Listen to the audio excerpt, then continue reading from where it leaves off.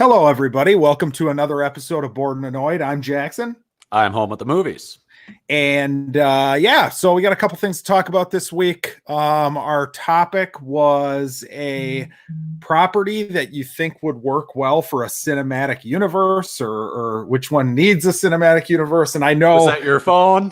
Yes. Yes, it was. Phone? We're live, people. We're live. So I know you were kind of coming late to the wire on this one. Ooh, yeah. But yeah, let's start Cinematic the show. Universe. Yeah, this is Bored and Annoyed. Welcome to Bored and Annoyed.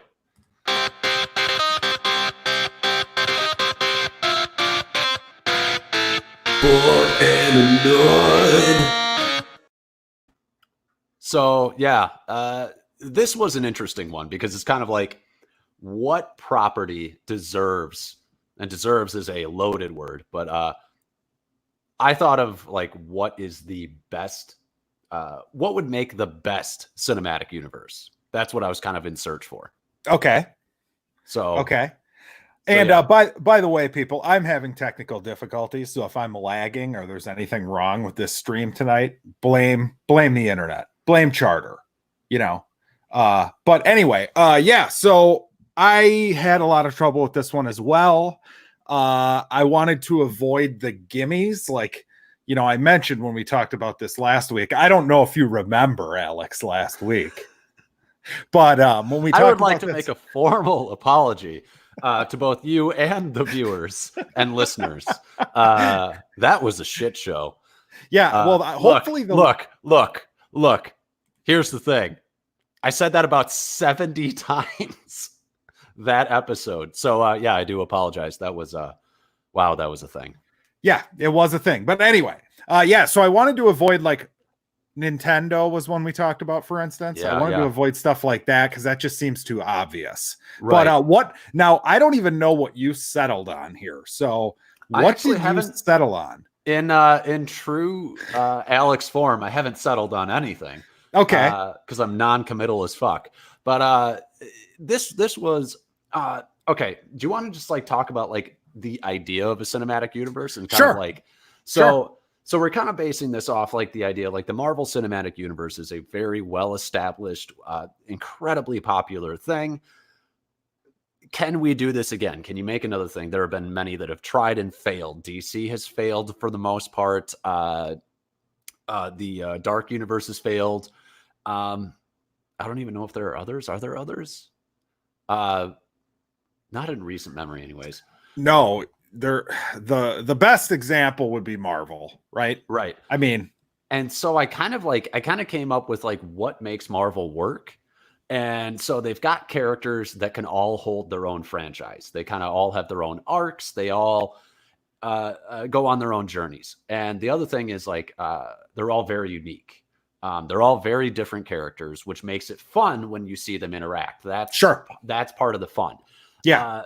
Then the other thing is they're all wildly different characters in different worlds, in different settings. So I'm kind of like, how do you come up? And it's not like Super Smash Brothers where, okay, I've got Link who's medieval and I've got Metroid who's sci-fi and I've got Mario who's playful cartoon, like a Smash Brothers universe. I thought about it for a while and I was like, I would love individual movies of that. But I don't like the idea that they're all from basically separate universes. It's true. And so when it's like when they're brought into like their same like a unified universe, that's not as fun because it's like how does Mario in the Mushroom Kingdom function with Hyrule, with Metroid, with Pokemon? Like how can you possibly rectify that they're all on the same planet? They'd all have to be like from different worlds or at the very least different planets. You could have some fun with that, though, too. I mean, they're all, most of them are very Nintendo-y. Yes. You know what I mean? They've got kind of that cartoon aesthetic to them. Mm-hmm. So, you could go two ways with it, right? You could turn it into like a realistic Bob Hoskins in Mario Brothers, or you can do like the cartoony thing, right? Right. So, like, that's where, the cartoony thing will work well with everything, and then the realistic idea would work, I think, well with like Samus from Metroid, right? Samus like, you could do a cool like Metroid and movie. Zelda. Yeah. Samus and Zelda would work great. But so those were kind of my thoughts. It's like Marvel works because it all fits under the umbrella of superhero and sort of action adventure movie. But really what made it great, what it made it last as long as it has, is they all found a different niche to sort of inhabit. Thor, like Thor was your sci-fi for a while, and then there was Guardians, and then Guardians kind of took the silly route, and then Ragnarok kind of did the same thing. But I mean, you've got Cap with the political thriller, you've got Iron Man with the tech thriller, you've got different sort of subgenres within the movies, which makes each movie a different experience and makes the whole thing work a little bit better, rather than just like, oh, here's another dark brooding guy, and watch him dark and brood just like the last guy that you saw. Well, that's the problem with DC, right? Is those characters are all that way. Even like Wonder Woman, I really enjoy, but she's very serious. You know what I mean? Like there's none of those properties outside of maybe Aquaman now have they done anything different with, and Shazam, I guess. But at this point, is this even a shared universe anymore? Right. They've given it up. Mean, you ask the average Joe and they don't really know what's going on with DC. I think a lot of people fell off after Batman versus Superman. Right. So those were kind of like my prerequisites, vastly different characters that inhabit the same world. So it's not like, I came through a portal. Now we're all interacting through a portal. Sure. Thing. And then something that could lend itself to different genres. That was my idea. Now, you came up with, and I'm just going to let you go because you came up with something that doesn't incorporate different genres, really, but it's kind of genius. And I love the idea. I love it so much. I want it so fucking bad. I feel like if they did this, it would be like a huge hit. It would be, and monstrous. I don't think it would be that hard to do. No, honestly, no. My idea to not let the listeners and viewers wait is an NBC sitcom shared universe. So the main ones I was thinking of when I thought of this would be Cheers, Frasier, Cheers/Frasier, right? Yep. You have Seinfeld, Friends, and The Office. Those were the ones that I was thinking of. And I don't have like a story necessarily of how they come together. Right. But I just thinking about like the characters, like you could do something where somehow Frasier is the link between all of them, and he's like a therapist for characters that are in each different sitcom. Oh my God, that would be fantastic because he's the linchpin, and then you could have this is interesting in that like you could do a cinematic universe, and cinematic universe is a very fluid idea. Like, does it need to necessarily be movies? Right. No, I was thinking kind of the DC WB TV show route, maybe. Right. Where you know what I mean? Crossover events, and then everyone kind of goes their separate ways. Yeah, and characters show up in each other's shows throughout the season. But I was thinking about Frasier as that guy. Now, I was also thinking like Creed and Kramer would be like best pals, right? I could see. Oh man. It's so perfect. I could definitely see Michael Scott in the therapy sessions with Frasier. I mean, you got a hint of that when he had the what was it? The forced therapy with Toby.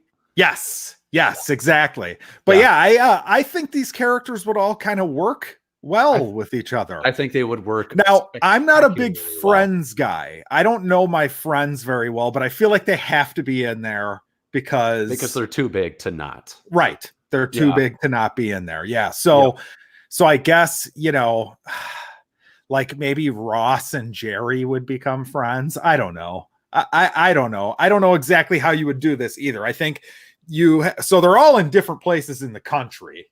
Yeah. Though I guess at this point you could say, it's been years since any one of these shows has been on TV. So you could do whatever you wanted. Cheers was what, in Boston? Cheers was Boston. Seinfeld's New York. Frasier was Seattle. But he could move back to Boston. So he moves back. That's your thing. He's back in fuck. Okay, so the way that you make it work is Dunder Mifflin moves all of their offices, because they had the Scranton branch, and then they've got the corporate office of in New York, and all the friends are in New York. So you move the Scranton branch, it gets transferred. They say, we can't have you guys working here anymore. We have to bring it all home, bring it all to New York. So everybody has to work from New York now. Yeah, that works. Yeah, put it in New York. It's the easiest. So that brings everybody there. The only problem is then Frasier and the Cheers crew. But no, but Sam Malone opened up another bar in New York City. It's all New York. Ted Danson's in there. I love it. More Ted Danson, please. Yeah. So you have the bar. That'll be like you'll have to that'll be like the new cafe that Jerry and they all go to lunch. Now they'll go to the Cheers bar, right? Yep. Oh my God, how did I forget Seinfeld? Oh, because I was like, we have to bring them all to New York because Seinfeld. Yes, Seinfeld is king. So what George? I mean, he could basically get irritated and bother anyone. Right? I was thinking, like, who's like one of the calmest people on like The Office? Jim is one of the calmest. Yeah. Putting him with Jim and watching Jim break. Watching Jim and Jerry just talk, like, Jim, like, how do you put up with this guy, Yes. And then there's Dwight, so George and Dwight could end up being kind of like pals. Rivals. Well, I was going to say rivals. They're going to be like the Newman and Jerry of this shit. Oh, Newman too. Newman is to Jerry kind of what Toby is to Michael too. So yes. Yeah. So how long we need to talk about this, I don't know, but I could can't talk about believe this forever. Yeah, it should happen. Forever. I think it should happen. So I mean, and that came with questions. You sent me this original cast. We do an original cast. Has to be. Okay. Mandatory. Has to be. Unless maybe if you're doing a film, but I don't know if it works as a film. I think it has to be, if it's a cinematic universe, the idea is that they have their individual things and then they cross over, and then they can have an individual thing and then they cross over. I don't think you can reboot these shows though. No, I don't. None of them. No, I would agree. 100%. Remember that in like 15 years when they try to do it with one of them. God. You know what? Actually, at the pace that we're working now with reboots, remember this in 5 years. Cheers, I feel like will be the first. The fuck is that beeping? Do you hear that? It's a car outside your place, I think. Nope. Well, if you're hearing beeping, it's live. People, it's live. Welcome to live podcast. It's very quiet. No one would have noticed it if you didn't say anything. I'm just worried about the audio quality as the previous editor of this. That's true. Yeah. Now this is really probably freed up. It's like vacation for you. It's vacation. But then this week, I put in more thought and came up with nothing than I have for basically any of our topics. Yeah. So I'll just throw out some of my ideas. We kind of covered yours. Sure. So one of mine was the Avatar series for Nickelodeon. Okay. So basic premise is like there are 4 nations. They all have like the power of like the whatchamacallit, the elements. So there's one Earth nation, there's a Fire nation, Ice nation, and Air nation. Or water, sorry, not ice, water. And so basically there's one person who can control all of these elements, and he's the Avatar, or she. And basically the spirit of the Avatar gets reincarnated every time they die. Okay. And so basically you've got a series in which it started with Avatar: The Last Airbender, which followed Aang, who basically got frozen in ice. He did a full Captain America and came back 100 years later after the Fire Nation had decided they wanted to wipe out all of the air nomads because they found out that the Avatar was going to reincarnate as a air nomad. So they wiped them all out. He went into hiding. He was freaked out about like becoming like the Avatar. He wakes up 100 years later, and the Fire Nation is at war with basically everybody. They're crazy powerful. And it's kind of like his arc about growing into like the savior that he was meant to be, and dealing with the guilt of running away from his responsibility at a young age. And then after that series, you had the next reincarnation, which was Korra. And she was born in one of the water tribes, and very different kind of. Aang is very much like a monk, and then you've got Korra, which is very kind of like she's like a sportsy kind of girl. Yeah, I don't know how else to describe her. She's kind of a jock, I guess. And it's kind of like her journey to becoming like spiritual. And then you had and then I think probably the most interesting one beyond them was Juan, I believe was his name. Juan or Jan. Let's see. First Avatar, Juan. Okay. So yeah, he was the first Avatar, and he lived in a very different time where there weren't different nations. Different people all lived on like these. Look, it's a weird show. They lived on floating giant lion turtles. They were giant, and basically their shells were like giant continents, and they would be moving, and everybody on that like continent would have like, maybe there's an air person, a fire person. They all lived together. And then he kind of was the first person that went to different these lion turtles and got these powers. So it's kind of like you have like the origin series, you have the like ancient sort of medieval series, then you've got like the sort of semi-modern steampunk series. Okay. And so you could do it that way.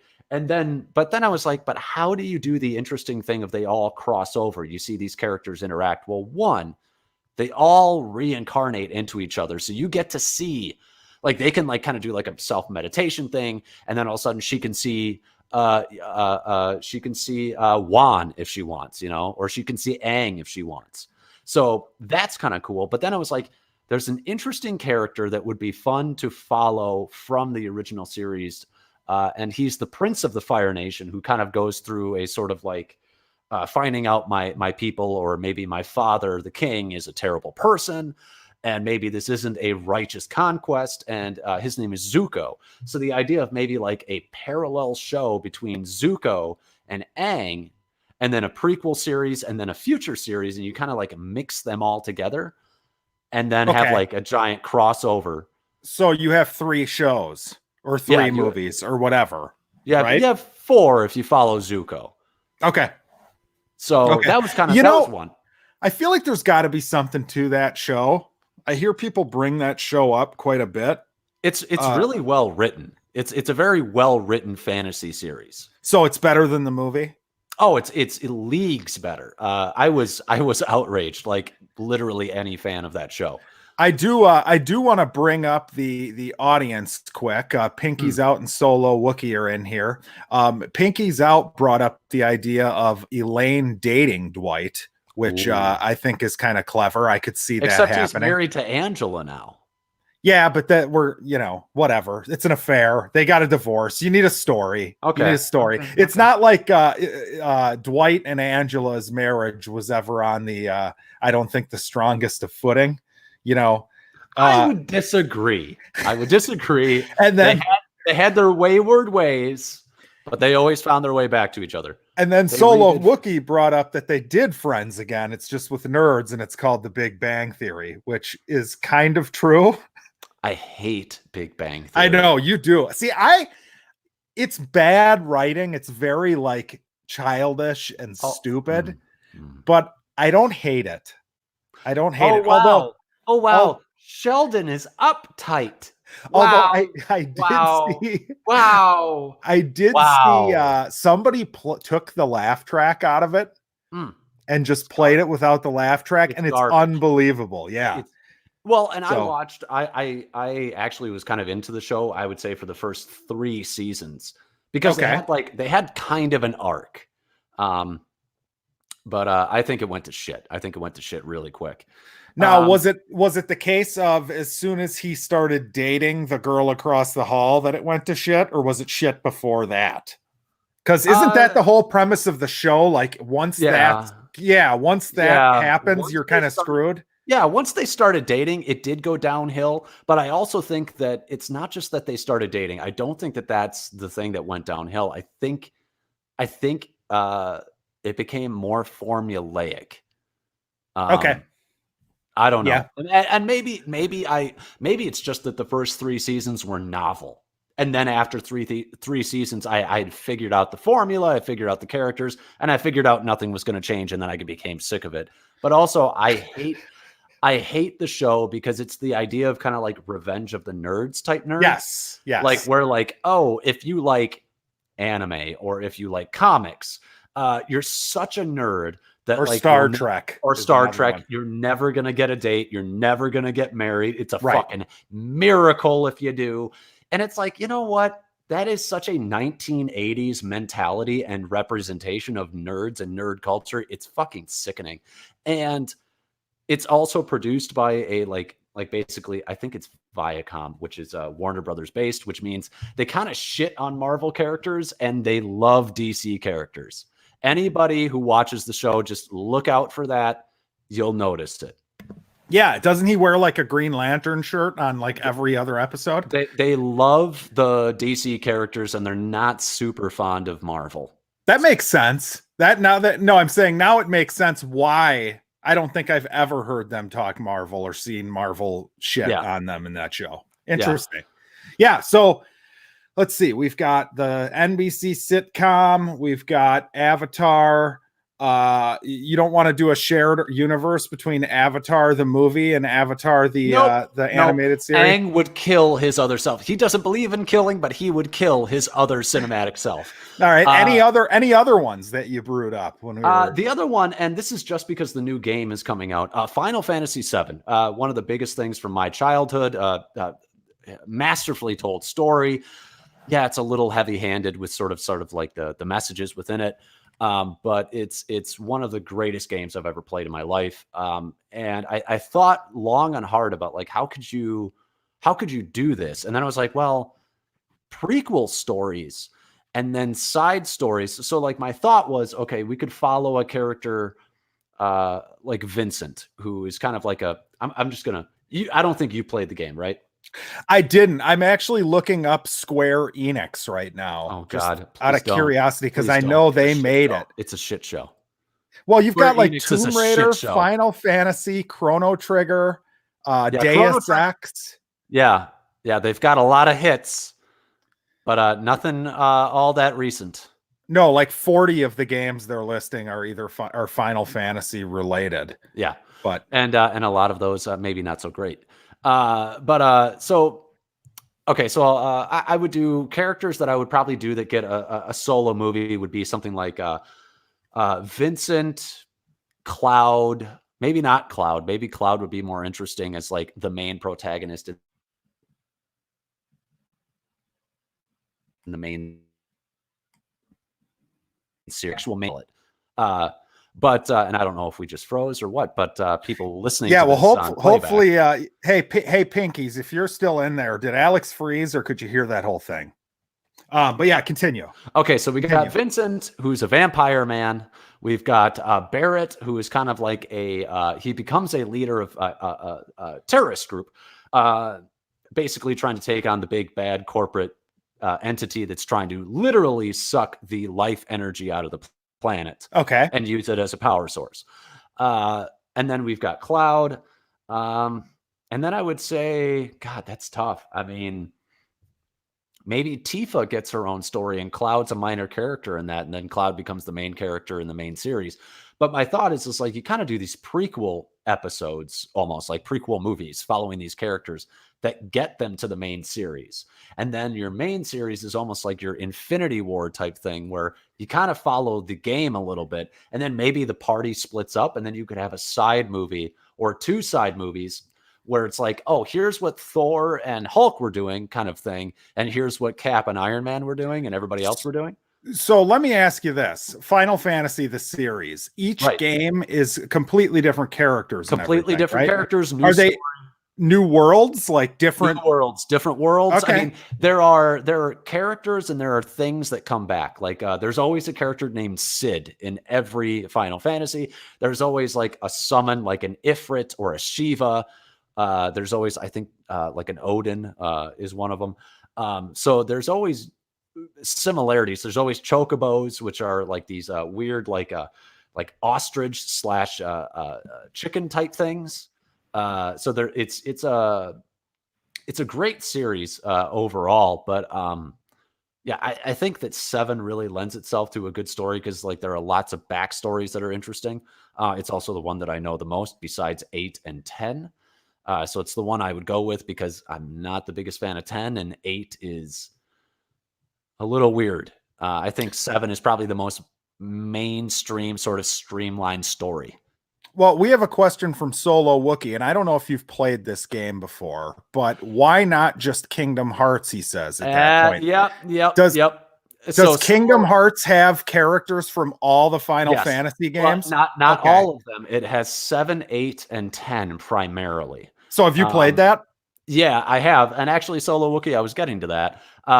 So thank you for, that's a good segue. The problem with Kingdom Hearts is that one, the story is incredibly convoluted. You got to do a lot of work to bring that into something that makes any sort of sense. And two, it deals with something that I'm not too fond of, which is the whole like, oh, I came from a portal from a different world. Like you don't inhabit the same world, so it's not you kind of touched on that earlier when we were talking about Nintendo. Right, because like the thing about the Marvel universe that's interesting is like you don't know who could potentially show up in whose other movie because they all exist primarily. I mean, they all exist in the same. It's Tyrion.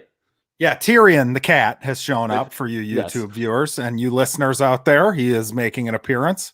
But yes, continue. Sorry. So that's why I would kind of love a Kingdom Hearts series in that I kind of get all of the Final Fantasy. If it was a cinematic universe and it was the idea that we get a Final Fantasy series out of each one, I kind of would take the lumps of like the problems of a Kingdom Hearts main series being like the linchpin to get a series out of all of these other great games. But I'm not that fond of the idea of like, I'm from another world, let's interact. It's like, you're never going to cross over again other than this main series. So I'm never going to see Squall show up at fucking, Tifa's bar. Like I don't know. It's not that interesting to me.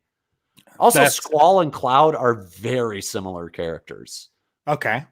They're both brooding bad boys. I mean, who doesn't love those? Batman and Superman. Yeah, everybody loved that in Superman. Batman versus Superman. When Jackass 1 met Jackass 2, and then they fucking fought. Everybody loved it. Everybody loved it. I mean, the fight was fun. No, it wasn't. I enjoyed it. That was one of the most climactic fights of all time. Watching Batman rip a sink out of the wall and hit Superman that was pretty good. They literally threw everything at him, including the kitchen sink. That was so bad. I hate that fight. Well, hey, we might be talking more Zack Snyder. Shall we pick next week's topic? Sure. I think we're done because I don't have a good pitch for what should be the cinematic universe. We're going to try this, and let's hope that my computer can hold it together here. I've been having some trouble, so audience that, but let's see if this actually works. I think we're chugging along. Hopefully everybody can see the screen. Okay, now we have the classic sitcom serial killer. Mm-hmm. We've got How Did Doc and Marty Meet? We have which horror villain, keeping with our last horror villain episode, and Tyrion's hitting the camera right now. Which one needs his own cooking show? And then we've got Zack Snyder's the greatest director ever, and Denis Villeneuve is the worst. Basically, is the arguments we need to make. So, all right, let's spin it. And it's blurry as hell. I apologize, people. But I can tell you who won. It is going to be the horror cook-off. So, which horror movie character needs a YouTube cooking show? I love this. So yeah. So we will talk about that next week. Yes. They all have like a perfect item for preparing dishes. And I mean, you got Jason with his whether machete. it be the Freddy glove, Yeah. How to dice it real good. Right. Dark meat. Yeah, I by the way, right now I am ready to throw my cat out of the window. He is annoying me so badly. You can't see him off screen, but he's just up. Here he comes. He's ringing on something. Here he comes. Yeah, and he ate too. So I don't know what his deal is. He knows but that you're I'm doing going something. to try to just ignore him. He knows. Yeah, right. He does. Yeah. Look at that. Look at that tail in like the dominant position, like fully upright, fully erect. Yeah. Don't fuck with me. Right. I am the king. Yeah.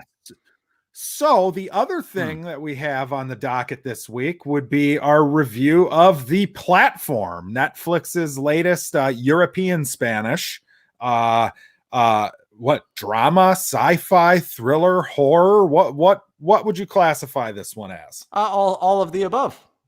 I would agree. I don't know if I would go with horror, but definitely thriller and sci-fi. Yeah.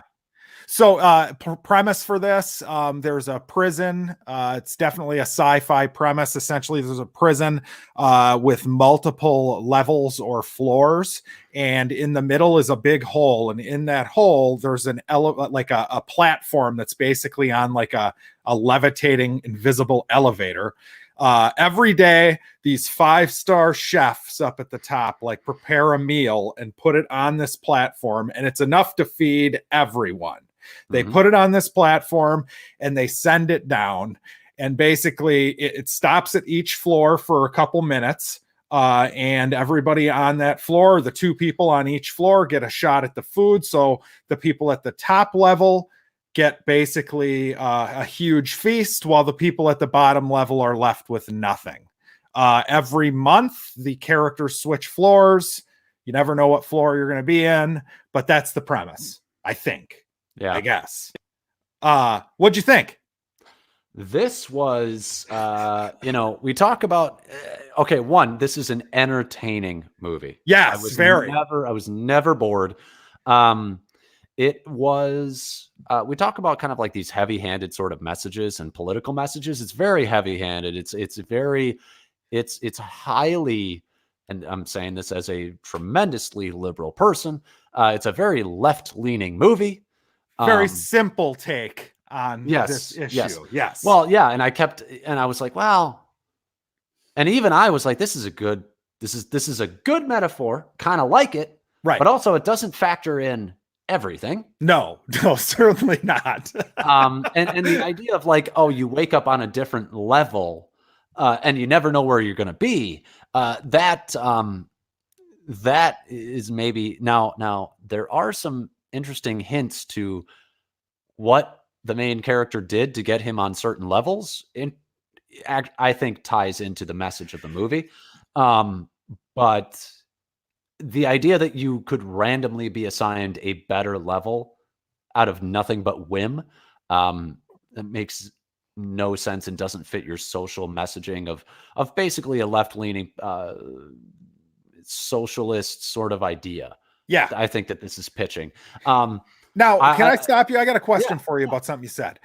So you said there's things that he may have done to make him end up on specific levels. Now, I was watching it under the impression that it's completely random, but I'm not sure. So I don't think it was, but we can get into that in spoilers. Okay.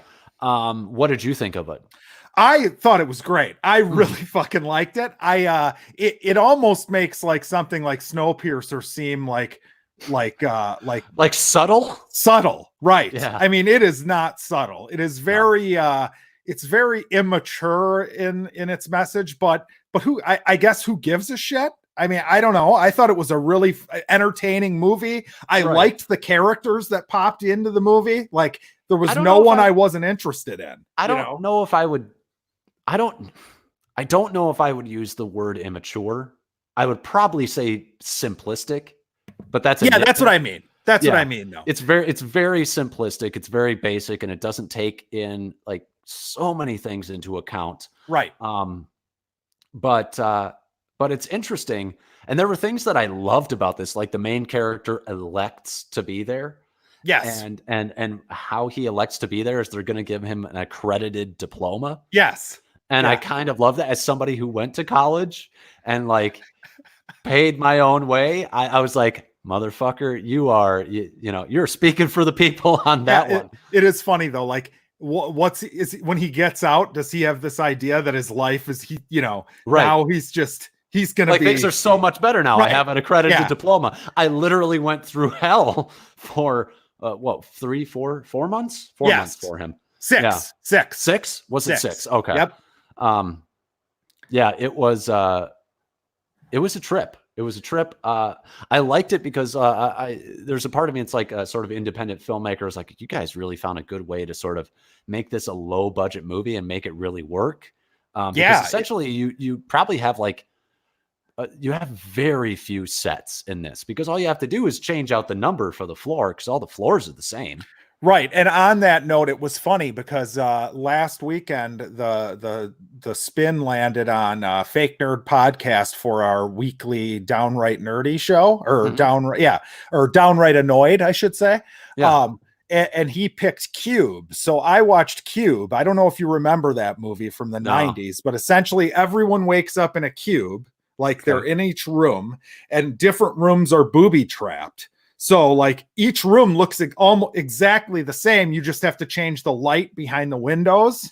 Mm-hmm. But it reminded me of this because it's the same deal, right? No matter what floor you're on, it's the same set. You only have to build like 3 floors probably, you know? Yeah. And super cheap, unbelievably gripping though. Like I was very much like wondering what was going to happen next. I was on the edge of my seat. I actually really cared about the main character. I liked him quite a bit. The characters that showed up were compelling to me. I would say, especially the first guy that he's roomed with. The first guy he roomed with, and then there's a female character, an Asian woman. I think she was. Oh, Asian. yeah. And she was. You kept waiting to find out more and more about her. Right. Because she was just interesting the second she showed up. And like the idea of like, I say it all the time, you gotta, it was really interesting because I feel like when he switched floors, it was almost like, okay, this is not just scene break, but act break. Yes. Like we're now in a different act. Totally. And the feel of the movie changed depending on what floor they were on. And once you got to like the 3rd or 4th act, as far as floors, you're like, okay, now I know what to expect because I've seen him on this floor. I've seen it on this floor. I know what's going on. And obviously, part of my synopsis was not that, it's pretty obvious what the idea is. The idea is if every floor just took an equal amount of food, enough to get through the day, then everyone would be happy, right? So that's where almost like the left-leaning socialist message of the movie comes in. What I did like though was, as much of a kind of left-wing view as it is, it does recognize the fact that everyone, regardless of what floor they're on, the human nature and instinct kind of turns them into a piece of shit, right? Yeah. It's, know what I mean? That was an interesting thing in that, like, there are very few people who are willing to help once they got to an upper level. Very few people kept their morals, which was interesting because it is there's nothing wrong with sort of, I think, the essential message, which is like there are a finite amount of resources. Sure. And when you have very rich people at the top who have access to a lot of these resources, it just makes logical sense that the further you go down sort of the food chain of society, the less likely people are going to have actually have access to those resources. That's just that's logical. But there were things that I found that it was lacking, that didn't. It doesn't fully capture all of society because society is very complex. Right. Do you want to go into spoilers and I can sort of say one of my things? Yeah, go for it. Just let's spoil. What's your grade? What's your grade, I guess? I would say my grade on this is going to be, I think this was like a B, maybe a B plus even. Yeah, I'm giving it a B plus. I enjoyed it. Tremendously entertaining. I do recommend it to anybody who is I would say politically open. I think some people will just shut down the second they figure out what the message is. Yeah, maybe. And if you're queasy, don't watch it. Yes, there's a little bit of gore. There's it's pretty brutal. Yeah, I'm just gonna say there's a little bit of cannibalism. Yeah, there's a little cannibalism, and it's gross. Just the food part of it is gross. Yeah. You have as a person who's lived in civilized society, you're kind of like, no. There's a character who gets shit on, literally. I hated that bit. But yeah, sorry. Continue. What were you gonna? So my spoiler would be, so a part of society that this doesn't enable, and one, the idea that like you're at a new floor randomly and you just kind of randomly got there. It doesn't take into account like people that work very hard. It doesn't take into account like some people would never get to those upper levels to shit on other people because they would not have put in the work. Now, yeah, there are people that just sort of luck into their situation in life. Sure. That's true. But the thing that it really sort of left out is kind of like old money, like trust fund babies.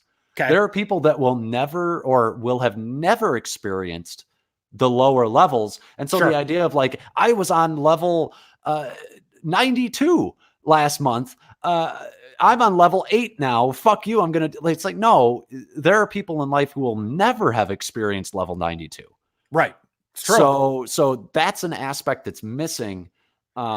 Yeah, kind of piggybacking off what you're saying. One thing that's interesting that you kind of have to think about in this too is, I'm assuming, considering this is a European movie, Spain, that it's coming from a filmmaker who is from Spain in a more left-leaning society, right? Right. So they're kind of taking it from that point of view. Now, one of the things I thought of, and I actually looked at my wife during the movie and kind of said this, was like, yeah, but like all the people up top didn't just randomly get there either. You know what I'm saying? Like most people who are in the, top 50 levels, 50 to 100 levels, whatever, they probably busted their ass to get there.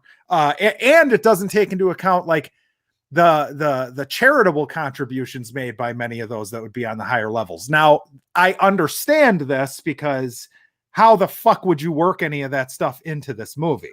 So It just didn't bother me. But it is something to think about. The thing I was also thinking, and my theory about how I don't even know what the main character. What was the name of the prison though? Do you remember? Was there a name? I don't know if there was a name, but we'll just call it the prison. The prison. The way I thought that it was, because I don't believe that they were just randomly assigned. I believe that somebody was watching them and they were assigned based on their behavior on their previous level.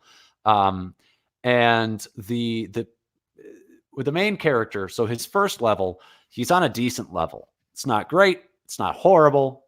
It's a pretty decent level. Level 48. 48. He gets food.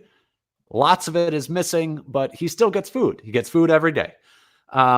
It's kind of gross, but he still gets food. 47 people before him got food. He really got along with his cellmate. Yes. Then they dropped down to, do you remember what it was? It was like 100 something, or maybe even 200. It was like 118. I think it was what it was. And 171. 171. Okay. I got the Wikipedia up. I'm cheating. Okay. So he ends up there, and it's a shitty fucking level. And I really think that a lot of it has to do with the fact that they got along and they kind of cooperated and they enabled each other's lives in a positive fashion. He wakes up tied up. The other guy is like, look, we're on this shitty ass level. Look, I survived level, whatever it was, 192 or whatever he said. And he's like, he ties the dude down. He's like, look, I will peel off parts of your flesh and I will eat them. And I feed you some too. Yeah, I will feed you parts of yourself so that you can stay alive, so that we can see another level. And eventually the woman, the aforementioned Asian woman who goes up and down the levels looking for her daughter, which you find out later is a little bit more complex than what you would originally thought, and then maybe not. She comes down and basically she frees him, and he murders the guy who was, and the guy had already peeled off a part of his leg. Like fuck. Oh, he lost it at that point. He Yeah. was, yeah. So he straight up murders the other guy, and he also ends up eating parts of him because his month was not up and he Right. needed to live. And then what does he wake up like level 8 or something? Yeah. So I think that it's directly affected by how shitty of a person you decided to be on those levels. you go higher the shittier you are. I think I'm not entirely sure, but see, I think the movie depends upon the experiment, because to me, whoever's running this place, it's an experiment on behavior, right? And I feel like the behavioral experiment depends upon it being completely random. That would be my thought, but I could be wrong. I could be wrong. I mean, you could be right. You could be wrong. I just found it very coincidental that he did that, and then he ended up on this. He was great, and he ended primo level, sweet level, yeah.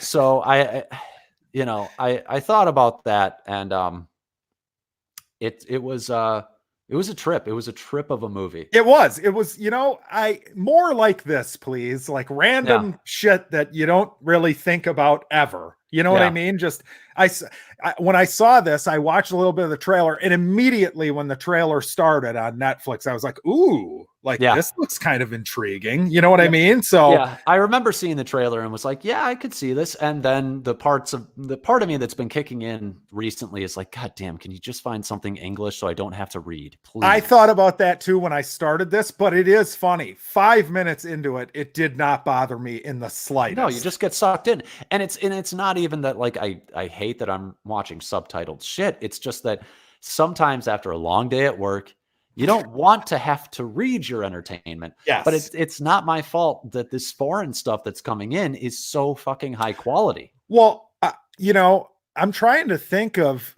anything this interesting that hasn't been Korean or this or right. I mean, the Asians are like anything Asian, Korean, Japanese, whatever. Yeah. Like they're just killing it right now, as far as I'm concerned.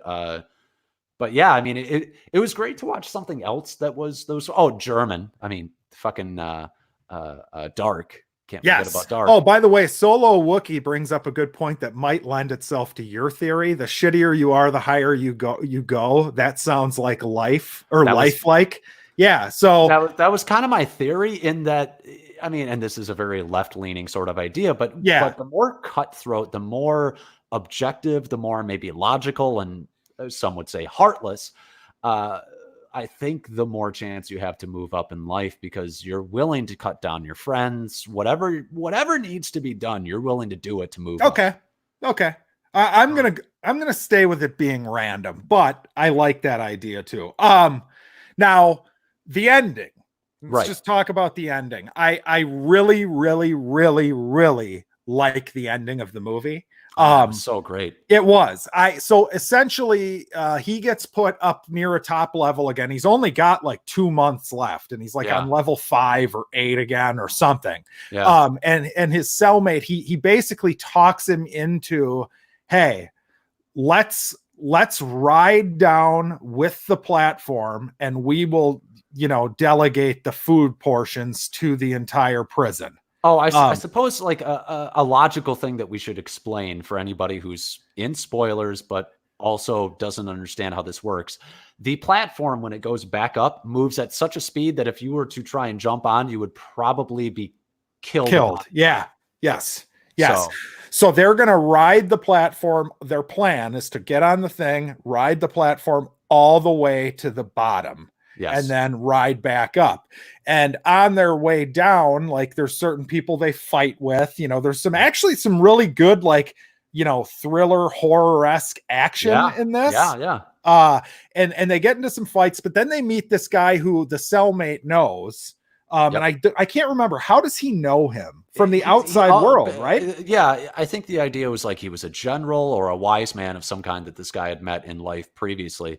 But basically, he comes up with this great idea. Like, look, you need to it's not enough that they go back and that the people at the top see that like everybody was fed, which does lead credence to the idea that they are being watched. you need to send back something completely and utterly unspoiled as a message. You need a symbol. Yes. And that was very interesting because, like, one, that is very true. People tend to respond to symbolism a lot more in real life than actual sort of like, hey, we did this thing and it worked. Like, okay, great. And then the change lasts for 2 weeks. Right. You need something concrete you can send up to say, hey, look, we're not all monsters like we were able to. And there was a really interesting angle. If we're thinking about it in like everything in this is a political metaphor, there was something really interesting about the idea of like, they met him and he was like, try to be civilized, have a conversation with these people. Yes. And that lasts all of like one level. And then they have to start beating people to keep them away from the food again. Right. And it was a really interesting idea of like, it felt like almost like the only way you make this work is you have a semi-oppressive government that's like, fuck off. Right. You're rich enough. Yeah. And that was really interesting because like maybe that is the only way that this works as a society. I don't know. Like, but that seems to be the argument of the movie is that the only way it works is like if you have somebody powerful enough to say, fuck you, you're rich enough, you're good. Right. Well, and then you start getting to the lower levels though, and then like that doesn't work as well anymore. No, because then it's chaos because it's chaos at the lower levels. Yeah. So like it doesn't. And that's where I guess maybe it's not full on left because it's kind of like, it's not like everybody down on the lower levels is just these poor downtrodden people. Some of them are just horrible. Well, that's what I appreciated. It's like the opposite of the movie Titanic, and like Titanic, the movie, everyone in steerage is just this warm-hearted, wonderful human being. And everyone in first class is just, aside from Kathy Bates's character, the unsinkable Molly Brown, everyone else is a piece of shit. Right. You know what I mean? And this movie kind of said, hey, look, we're all pieces of shit.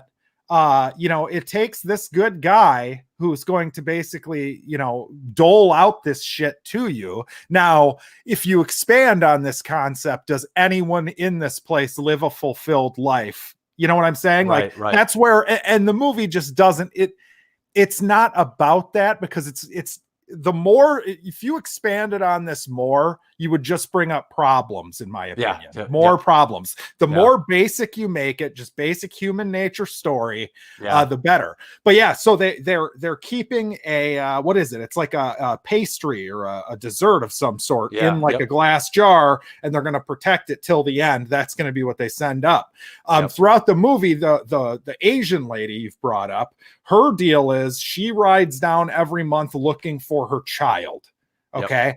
And then at the end of the movie, after we've basically been told through exposition that no kid is actually on here, she's just crazy, whatever. They have a strict rule of no children in the prison. Right. So they get to the final level and the 250, by the way. Yes, it's big. It's and they said that we designed this, or at least the woman that worked there believed that they designed it to have enough food to last 200 levels. 333 was the final level. Well, oh, that's right. You're right. Yes. It was 333. That's right. So they get to the final level. Shit, I forgot. And they get to the final level, and basically they and Tyrion again is really distracting me, but they get to the final level, and there's a child there. Yeah. And essentially they decide to give her the message or the cake or whatever it was, some sort of a dessert pastry thing. And the floor goes down, the one his cellmate dies, they go down into the basement of the prison, the end of the road, so to speak. And he's continuing to see his cellmates from earlier in the movie, kind of imagining them. He's almost got like a imaginary friend thing going on with the original guy. And he's like, no, she's the child is the message, So they send the child back up, and that's the end of the movie. Yep. And that was really interesting because I kept thinking like, that's also symbolism in that the way that you reach people at the top is reminding them that you have to remind them of their own humanity. It's not just like, oh, look at this nice little thing. It's like, this is happening to a child. What you're putting through people through is happening to a child. Yeah. And when you can humanize it that way, even the shittiest people at the top might actually make a change. Right. Yeah. I thought it was great. I really like the ending. I really, really like the stuff. And it's one of those, so throughout the movie, periodically you see the kitchen where they're preparing the meal that they send down every day. And it's like, it's such a damned if you do, damned if you don't thing, because like that intrigues the hell out of me. Like, what is this place? What do these people think they're doing? But the more I learned about it, the less I'd probably like it. So I'm kind of glad that they leave it very much like unexplained, you know? And these chefs, they're preparing like a 5-star dinner. You know what I mean? Like the one guy's like, there's a hair in the food. He's all pissed. It reminded me of Hotel Mumbai, the chef in that. You know what I mean? That was literally exactly what I was thinking of. Right. Yeah. So it's very so they keep cutting to them, and it's kind of amusing because it's just this shithole, and they're like making sure that it is the nicest food. And it's by the time it gets to like level 3, the whole appearance of the meal is destroyed. Yeah. It's disgusting. Yes, it's disgusting. It is vile. But yeah, I really liked this movie. I don't think I conveyed that, but I do. I really liked it. It actually sat with me enough that sitting at work the next day, or sitting at work, work in your home, right over there, I thought about it because I was just like, I mean, it's a movie that makes you think, and I liked that. I want to say it might be my favorite movie so far this year, but I'd have to reflect on that because it's been weird. It's been a strange year. Strange year for movies. Yes. Like, I don't even know what my favorite movie of the year is at this point. Like, we didn't really even make it out of like, fuck you, it's February. No, we did not. I did get to rent Bloodshot though, or purchase digitally Bloodshot. That's a fuck you February movie. I don't care when it came out. But yeah, so that's it. As far as our review, shit we watched. Anything good on your end, sir? Let's see. I watched more Dororo. That's great.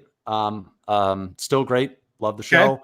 I watched the season finale of My Hero Academia. So the season started out great. It kind of had 2 arcs, and then it just had like the last 2 episodes were set up for next season. Sure. So the first half was spectacular. Second half was very lackluster. And then these last 2 episodes, the first one was pretty good. Last one was fucking great. So show is back on, I would say back on the tracks to being a good show. Nice. But it's weird. It's weird with some of these long running animes.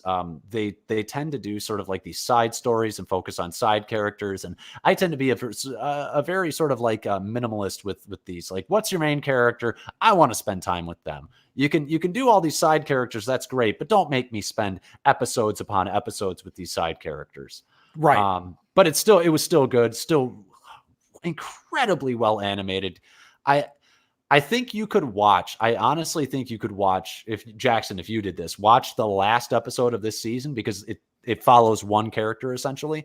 I think you could watch it, just that one, and understand what happened, who he is, and kind of actually think it's an awesome episode because it's very well told. Okay. But you don't need the rest of the season. You kind of don't. Okay. There's a little bit of backstory, which is like this main character is kind of an asshole, and he's been an asshole for like the entirety of the series, and then they make him more complex in this episode in a fucking big and awesome way. Beyond that, I watched The Social Network again. I like that movie.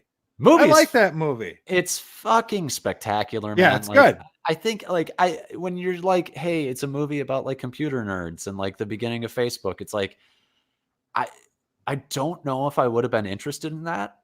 But the way that I believe it's Aaron Sorkin wrote the movie. And it's funny because he kind of bothers me, Aaron Sorkin, his dialogue and like all of his shows and shit. Aaron Sorkin is one of those guys where as soon as people start talking in the movie, I can tell it's Aaron Sorkin. Right. You know what I mean? But in this, it felt so organic. The characters are so good.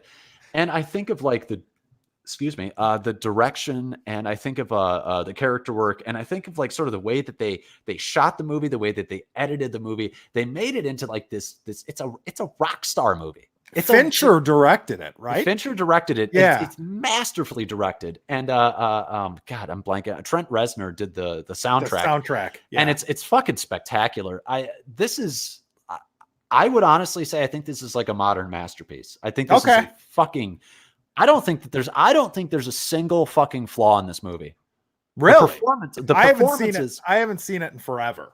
The performances are unbelievable, and the character work is great. And they know, for a movie, I think this movie is incredibly fast paced, but it knows when to take a second so that you get a look from a character that means, oh, that's not exactly what I said, maybe is not what I believe, or maybe what just happened didn't sit with me right. Just enough. It does just enough with each character to flesh them all out, make them a little bit more than what you think they might be.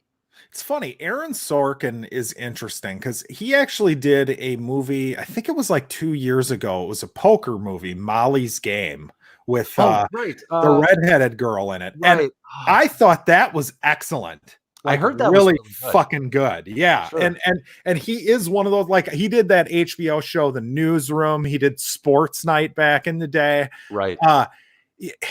He's one of those guys where like I can pick out his dialogue. It doesn't, and I haven't watched The Social Network in a long time, so maybe I need to rewatch that. But his dialogue to me doesn't seem real most of the time. It seems like lots of monologues and like written interruptions from other characters. Like it doesn't seem, but everything I've seen is entertaining. He knows how to create characters, interesting characters. So. Yeah, maybe I'll watch the Social Network sometime soon. Who played the twins in it? That was Armie Hammer. That's what I thought. Yeah, Armie Hammer played the twins, so you can't go wrong there. Right. Well, I think about like the actors. I mean, you have oh God, why am I blanking on his name? Fucking Jesse Eisenberg. Jesse Eisenberg. I don't know if he's ever been more suited for a role than this one. And then you've got Spider-Man. The one everybody hates, Garfield. Oh, Garfield, yeah. And he's just I get why he got the Spider-Man role. He is so very much, and he's not exactly Peter Parker in this, but he's so very much the average Joe and like sort of the good-hearted guy in this movie that I get why he got the role. What they did with those movies after he was cast, that's beyond his control, but I get why he was cast. And Armie Hammer is fucking fantastic. I love Armie Hammer in everything. I really do. Yeah, and Justin Timberlake. I tend not to be the biggest Justin Timberlake actor. He's good in the movie, if I remember correctly. He's perfectly cast. It's actually, to me, it's kind of an astounding movie. I cannot believe how gripping it is. And then I'm just going to finish off my viewings. Sure. I only have one more. Sure. Dark Knight. I rewatched The Dark Knight. Oh boy. I was just kind of like on I want to see things I've seen before thing. Sure. Man, it never fucking gets old. No, it's amazing. Like, it's amazing. And there was something, and the reason I bring it up, because otherwise I have nothing new to contribute to this movie. Like this movie has been dissected to death. Sure. The thing that I would say is, and it was something that I had not thought about, something that you kind of said, and we've talked about villains before, like the villains who believe that they're the hero kind of idea. Sure. Yeah. And you're kind of like, so you've had that character, and then you were like, and I've tended to agree with you. You have that character, and then you have the Joker character who does what he wants because he wants to do it. He's a force of chaos. You don't really know much about how he got, what his motivations are originally, what spawned his motivations. Right. And you don't know what spawned them. But in this, I'm kind of like, I don't know if I agree with Jackson now, because I'm kind of like, he has a very strict code, and he has a very clear goal and a very clear desire, and he actually truly believes that he's right. And I think he's an anarchist, basically, right? He's an anarchist, but he also believes that he knows people and he knows like human nature. He believes, I think, because the way that he talks to everyone is like he tries to talk to them at their most base level, dealing with their base fears, dealing with like who they think they are and who they really are, because he believes everybody's a piece of shit. Yes. And so like, I kind of think that like that's his driving morality. And I actually think that he does have a goal, and it's not all pure chaos.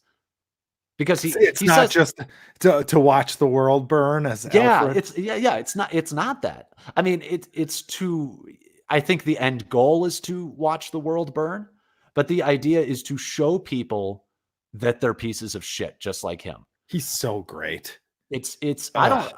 I came to the realization, I don't know if I've ever liked and been more gripped by a single character in all of cinema. I really honestly don't know if I have. He's pretty great. He's pretty good. Pretty good. Yeah, that movie's a masterpiece. Yeah, it's just fucking amazing. Yeah, nothing else. That's it. That's it. I on Disney Plus, I fired up Disney Plus the other day. I've watched so much streaming shit, I hadn't turned on my Disney Plus in a while, and I saw Onward was there. So I was like, really? I'll give it a watch. Sure. The first 2/3, I was like, this is, I wasn't expecting bad, right? Right. Like you just don't Pixar. expect bad. Right. Yeah. So I was like, oh, this is pretty good. Like, I wouldn't, it's not getting me the way that other Pixar movies have. It does have a different aesthetic look to it than a lot of Pixar. It's kind of a different world that I'm not used to them kind of playing in, I guess, which I kind of enjoyed.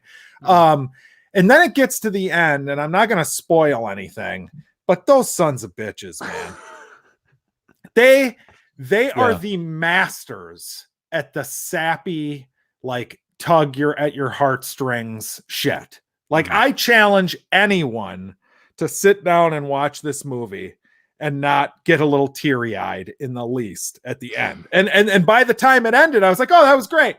I really liked it. Even though if I put it up against like Up or Toy Story or even going over to the DreamWorks side, I don't think it's as good as like How to Train Your Dragon or anything. None of those. Right. It's not as good as those. But it was fucking good. And it's worth everyone's watch. It did annoy me at the end though, because I don't know if you remember, but in the How to Train Your Dragon movies, they all have kind of a similar ending where it's like the main story ends and then the movie opens with a monologue, right? With like, oh, this is the land of the dragons and blah, blah, blah, and whatever. And then it ends with like a prologue type scene where, the main story is ended, but then you have like a little visual scene where he's flying around the thing and he says one more bit. It ties the rest of the movie together. This ripped that off completely. I was watching it and I'm like, this is just ridiculous. And I'm sure other movies have done this, but it did. It ripped it off. I didn't care. It was good. I'd give it a solid B, which I guess is like, it's an F for Pixar. Right. Well, no, I still say their F is Cars. I've never understood the love for Cars. I don't get it. I don't think Cars is good. It sells more merchandise than any other Pixar. Children like Cars. Children like Cars. That's it. But Cars kind of stinks. But I watched that. I don't think I talked about The Hunt yet. No, you haven't. So I did go see The Hunt. That was the last time I was in a movie theater, actually. Okay. Many moons ago, when we could go to the movies. Remember when that was a thing? I do. Remember movies? Somehow that happened. Yeah. So the last thing I saw was The Hunt, and I thought it was a blast. It very much is exactly what we thought it was, which is the elitists kidnap the deplorables and hunt them for sport. Now, there are some twists as to why this happens. It does shell out the jokes. It takes jabs at both sides, which is fun. I actually thought it was harsher on the elitist liberal characters than it was on the hunted. The main character that you follow is one of the people that's being hunted, right? Okay. So naturally, that's your protagonist or whatever. Sympathetic, right? But I was very pleasantly surprised at how offensive it got at times and how much of a jab it was at kind of the social justice warrior craziness that's gone on. Sure. So I thought that was fun. Is it great? No. It does have a couple great performances in it, though. I forget her name, but she's in Glow. The main blonde hair. She is fucking great in this. She's the main character. She's awesome. What's her name from $1 Million Baby is great. Name escapes me.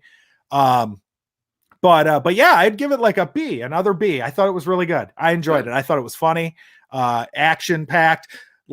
Something happens at the beginning where you're like, oh, like this is what we're doing. Ha ha. I can't believe you fuckers. But yes, it was good. What else have I watched? Oh, I finished Ozark season 3. The show gets progressively better, not only season to season, but as the seasons go. Like I would literally say that episode 1 of Ozark to episode 30, the show has increased in quality dramatically as it's been on Netflix. Okay. It is now, it's the most bingeable show that I can remember. Like I can't stop watching the show. If I press play, I'm up till like 3:30 a.m. to try to sneak in that last episode. You know what I mean? Yeah. So all the performances are great. Jason Bateman, always good. Laura Linney. I hate Laura Linney from the Congo days. But she's great in it. There's the little blonde girl, the blonde chick with the curly hair, who's kind of a loudmouth. She's been in like The Americans and stuff like that, and she's great. Yeah, it's fantastic. And then lastly, I am going to say, plug our own show this Friday. The first episode, Paul from Tales from the Flip Side and I are doing a Friday the 13th retrospective review series where we're going to watch every Friday the 13th. So the first 2 are in the can. They're recorded. The first one airs Friday at 1300 Eastern time. Get it? Oh, military time. Get it? Yeah, Friday the 13th. Yeah. So 12 Central, noon Central. But yeah, so we watched the first one and second one. I've actually watched 4 of them. And finally, at number 4, did I get what I was expecting, from my limited knowledge of Jason, that it's not to be taken too seriously, that it's fun. The first 3, I got to be honest, and I texted you, I said, I do not understand the beloved appeal of this franchise based on what I've seen. Part 4 with Corey Feldman as a kid, that was actually really stupid fun. I had a blast watching it. So hopefully it just gets dumber and dumber as it goes and it becomes more fun. But yeah, for having such a, like, we talked about it last week, the story of kind of the tragic story of Jason and how he came to be. You would think there would be like a lot of meat there to do interesting things. This series just doesn't concern itself with that, though, which is surprising to me. I mean, compare the first 3 movies comparing to the first 3 Nightmare on Elm Streets, where each one was like totally its own thing. It went in different directions. It's kind of pathetic. Sorry, Jason fans, but I just don't get it. They like the mask. I told you, it's the iconic mask. In this last one, part 4, the final chapter, 4 out of 10, the final chapter. Yeah. He does look like a fucking badass. Like he is a cool looking character, so yeah, we had some good deaths in this one. I've noticed too that the more tits and ass in the movie, the more entertaining they are. The more stupid high school kids that are really in their 30s, the more entertaining they are. Another person popped up in this one I didn't realize made an appearance in Friday the 13th, Crispin Glover. And he basically played George McFly in the movie. Wow. So yeah, so that one was fun.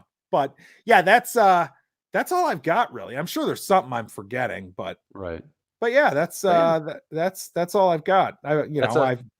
Another episode.